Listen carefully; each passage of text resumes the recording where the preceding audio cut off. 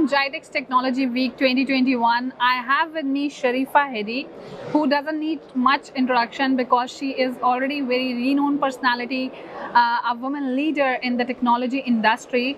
Currently, she is VP Channel Europe, Middle East and Africa at Aruba, a Hewlett-Packard enterprise. So let's welcome Sherifa on TECHx. Hi, Sherifa. Hello, how are you? I'm good. Thank you for having me. Yeah. So Sherifa, women in technology is always my favorite topic to cover. Mine too. We will start with your journey as a woman leader has been inspiring so many for years. And what are some of the attributes that make a successful leader, and how does one prepare for that? That's a very good question, but I think if I was to try to summarize it, I would actually put it into three things. So, first of all, we gotta do the job that's been given to us. We gotta do it well. We gotta prove that we can do it. I think that's very important in anyone's life, in anyone's personal, professional career. I think the second thing is also being very clear about what you want to do next. A lot of people that I manage, I see that some are really good knowing what they want to do and some aren't sure, and usually the ones who know where they want to go, what they want to do, are usually quicker in getting that.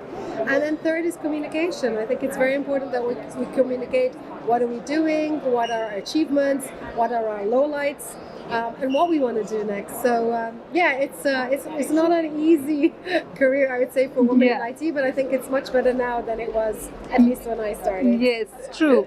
So many years you are here in the industry, and everyone talks about work-life balance, but seldom there are any solutions given around. So as a VP of a leading technology brand, how do you maintain this, and what works for you? I don't.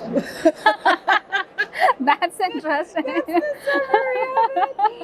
Look, it's tough. It's tough, and I think my kids. I've got a 25-year-old daughter and a 20-year-old son. That's interesting. And they've seen me, all throughout my life.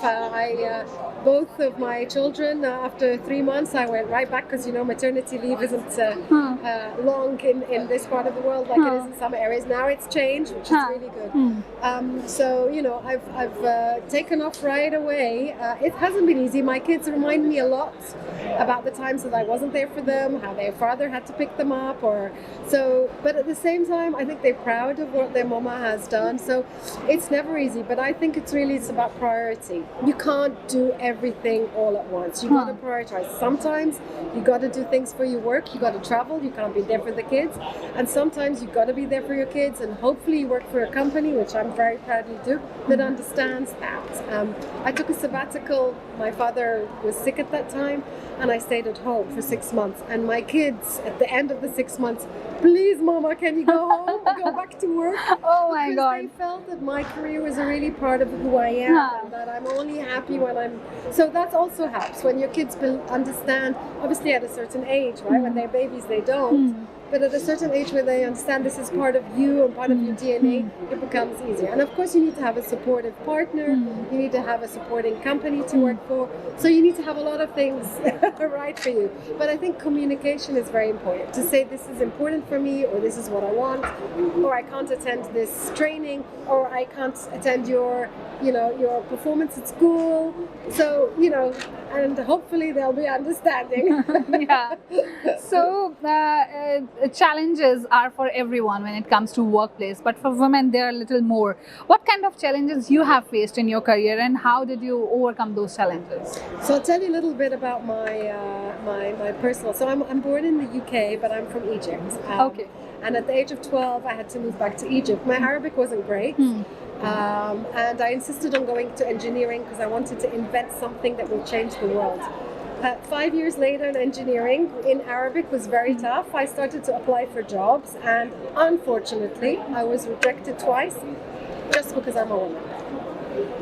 2 multinationals said to me clearly, Sherifa, we love your attributes, we love your energy, your passion, but we can't hire you because of I'm not surprised. One was an oil rig, and they didn't want women to be working late at night. The other one was a telco company for airlines, and the shifts were different. And that really bugged me. Yeah. Really, after everything that I had been through, learning Arabic, translating books, going through engineering, and that really I would say pushed me rather than put me down. It really pushed me that I want to make sure that I can succeed and make sure that a lot of other women don't have to face that ever again. Okay, so talking about the channel, as you are VP Channel Europe, Middle East, and Africa for Aruba, as a channel leader, how important is channel ecosystem for a brand, and how do you add value for your partners? So we cannot exist without our partners. Our partners give us so much more. Last time I looked at our numbers, 98% of our business goes through the channel. We firmly believe that the channel is an extension of us. We have a motto actually at Aruba: partner first, partner last. Exactly like we have customer first, customer last. And it's great working with the channel. You know, it's an extended part of us. Each channel partner can bring something different to the table. Yeah. For our customers, and we really believe that the channel are very important, and the channel also believe in Aruba, so it's a great partnership. I love it. That's interesting, and it was a pleasure having a conversation with you. I really enjoyed it, and thank you so much for being here. Thank and you. We hope to have you again at TECHx in future. Anytime, just call me. Thank you so much everyone for watching. Stay tuned to TECHx to know more about what is happening at GITEX Technology Week 2021. Goodbye.